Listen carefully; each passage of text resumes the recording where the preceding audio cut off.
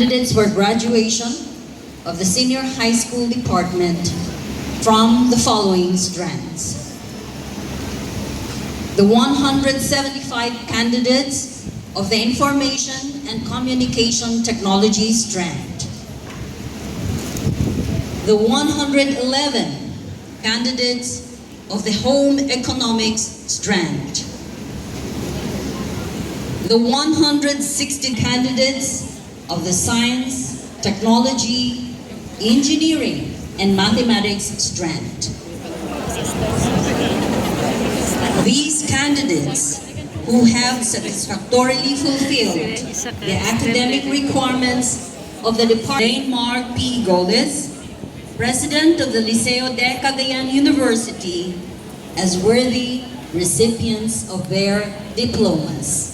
The University President, Dr. Alain Mark Pigoles, will now declare the graduates.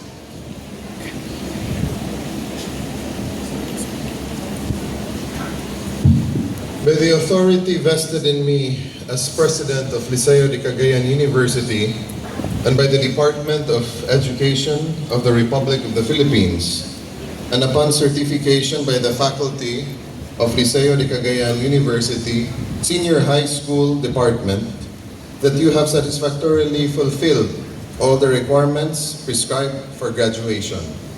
I hereby declare you graduates with all the rights and privileges appertaining thereto. Congratulations.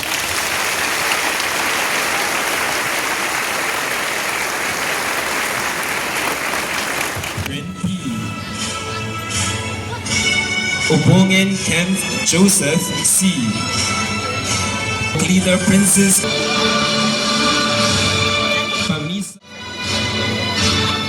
Pangan Margaret Lico. Parman Kyra Kisha M. Pilapil Warren Jill C. Pino Jack Daniels M. Ponteras Ayin May Z. Pua Marlon Wilfred A. Pueblas Sean Dennis A. Kinalagan Ashley Nicole L. Raagas Kimberly. Rapino Chamik Lauren L. Ramirez